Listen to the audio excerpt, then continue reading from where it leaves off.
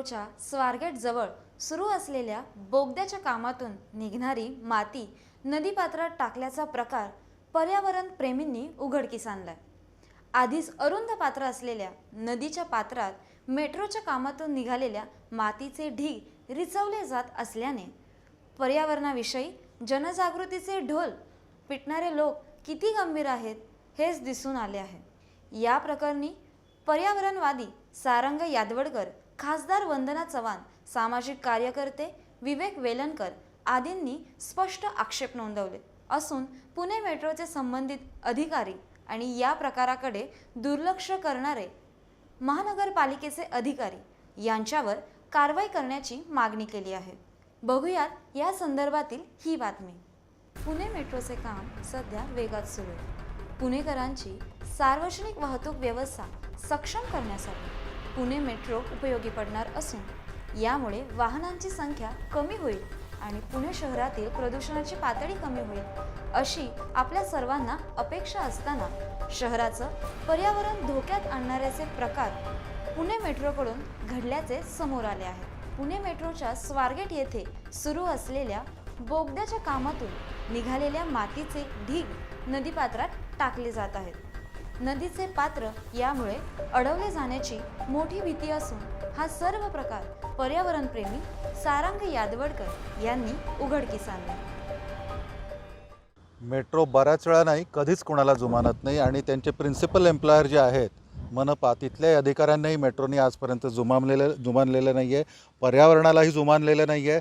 मुळात म्हणजे पूर्णपणे खोटा डेटा तयार करून त्यांनी कोर्टांची सुद्धा फार मोठ्या प्रमाणावर फसवणूक केलेली आहे। हे आत्ता कोर्टासमोर तो विषय आहे, त्याच्यावर आत्ता बोलायला नको, परंतु अत्यंत बेगुमानप्रमाणे पद्धतीनं हा जो आत्ता राडारोडा त्यांच्या टनेल बोअरिंग मशीनचा जो इथं मक आणून टाकलेला आहे दिवसाढवळ्या, हे अत्यंत अक्षम्य गुन्हा आहे हा मेट्रोसाठी आणि याच्यासाठी मेट्रोच्या संबंधित अधिकाऱ्यांना, त्याकडे दुर्लक्ष करणाऱ्या मनपाच्या अधिकाऱ्यांवर, ते संबंधित कॉन्ट्रॅक्टर कोण जे काय आहेत यांच्यावर तातडीनं कारवाई करणं हे अतिशय गरजेचं आहे आणि त्यांच्याकडून त्यांना शिक्षाच नाही तर एन्व्हायरमेंटल कॉम्पेन्सेशनसुद्धा त्यांच्याकडून वसूल करणं आवश्यक आहे।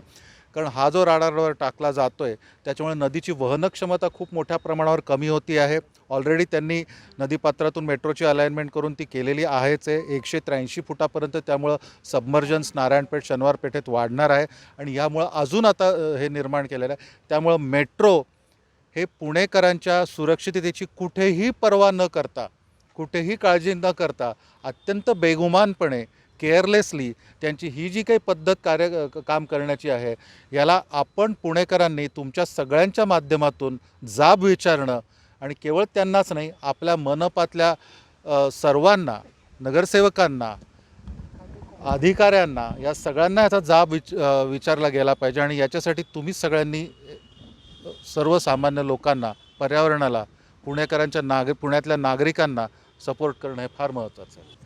हे कालपासून मला हे समजल्यानंतर काल संध्याकाळी मी समोरच्या इमारतीवरून फोटो काढले काही आणि काल रात्री सुमारे 12 वाजता मला समजलं की खूप जोरात हे काम सुरू झालेलं आहे।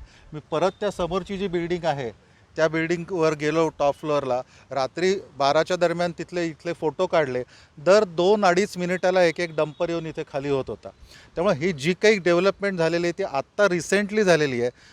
त्यामुळे अजून मी काही इरिगेशनच्या लोकांना कॉन्टॅक्ट केलेलं नाही आहे। आता त्यांना आपण कॉन्टॅक्ट करूया आणि त्यांच्याही कानावर हे सगळं घालू, फोटोग्राफ्स वगैरे त्यांना देऊ, परंतु त्यांचा डेफिनेटली त्यांनी पण याच्यावर कारवाई करणं गरजेचं आहे। कारण हे काय फ्लडलाईनच्या आत आहे आणि फ्लडलाईनच्या कॉर्पोरेशन नेहमी चेंडू जलसंधारणकडे ढकलत असतं की त्यांची जबाबदारी आहे म्हणून, पण मला एक सांगा, एक कॉमन सेन्सिकल असं आहे की जलसंधारण खातं प्रत्येक नदीच्या प्रत्येक फुटावर लक्ष ठेवू शकतं का? हे प्रॅक्टिकली शक्य आहे का? शेवटी तिथली जी काही अर्बन लोकल बॉडी आहे त्या नद्या ही त्यांची जबाबदारी आहे आणि त्यांनी याच्याकडे लक्ष ठेवलं पाहिजे आणि यांना लक्ष ठेवण्यासाठी जे कोणी असं करतात त्यांना एक उत्तम अगदी अद्दल घडवली संबंधित अधिकाऱ्यांना आणि एन्क्रोचर्सना तर हे नक्की थांबू शकेल। परंतु इथे नेहमी कॉर्पोरेशनचे अधिकारी, संबंधित नगरसेवक, लँड ओनर्स यांची हातमिळवणी असते, त्यामुळे कधी कोणालाही शिक्षा झालेली नाही आहे। कहर आहे आज की ह्या ठिकाणी मेट्रोचं काम म्हणजे जी गव्हर्नमेंट इन्स्टिट्यूट मानली जाते त्या SPVनी आज नदीपात्रात हे राडारोडा टाकलेला आहे. एरवी एखादा प्रायव्हेट बिल्डर करतो किंवा प्रायव्हेट एजन्सी करते, ते पण अक्षम्य आहे. पण निदान आपण समजू शकतो की हे करतायत. पण मेट्रोसारख्या जबाबदार संस्थेने हे करणं, ह्याला म्हणजे त्याला काय तोडच नाही आहे. आणि म्हणून ह्या मोठ्या पद्धतीने केलेला हे जे डम्पिंग आहे हे फार घातक आहे. आपण पाहिलं आहे की पुणे शहरात थोडा पण पाऊस पडला किंवा क्लाउड बस्ट पण झालेली, त्यावेळेला पुणे शहरात पूर आलेला आहे, पूर परिस्थिती आली. नाल्यांमध्ये सुद्धा पूर्वी कधी पूर येत नव्हता, तिथं गाड्या वाहिलेल्या आहेत, लोकांचे मृत्यू पडलेले आहेत मृत्युमुखी. आणि अशा परिस्थितीत या पद्धतीचा राडारोडा ब्लू लाईन रेड लाईनच्या आत टाकणं हे अक्षम्य आहे. काल रात्री सारंग यादवडकरांनी हे डम्पिंग होताना पाहिलं. या ठिकाणी त्यांनी येऊन गाड्यांचे फोटो देखील काढले. आता महानगरपालिकेने गाड्या जप्त केलेल्या आहेत. मात्र हा राडारोडा कुठून आला हे विचारल्यावर त्यांच्याकडे उत्तर नव्हतं. पण आम्हाला उत्तर माहिती आहे, कारण स्वतः यादवडकर त्या ठिकाणी जाऊन आलेत. हे गाड्या कुठून येत आहेत हे पाहिलेलं आहे. आणि हे मेट्रोच्याच एक्स्कवेशनमधनं जो होणारा हा राडारोडा आहे तो इथं टाकला गेलेला आहे. त्यामुळे शासनाने ह्याच्यावर कारवाई केली पाहिजे आणि जबाबदार जी SPV मानली जाते त्यांनी ताबडतोब हा राडारोडा इथून उचलला पाहिजे आणि पुणेकरांची माफी पण मागितली पाहिजे. नदीपात्रात माती टाकण्याचा पुणे मेट्रोनं केलेला हा प्रकार निश्चितच गंभीर आहे.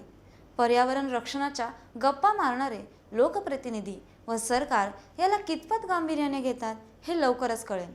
आपलं याविषयीचं मत व्हिडिओच्या खालील कमेंट बॉक्समध्ये जरूर नोंदवा.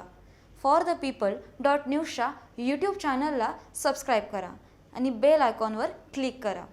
फेसबुक पेज, ट्विटर आणि इंस्टाग्रामवर फॉलो व लाईक करा. धन्यवाद.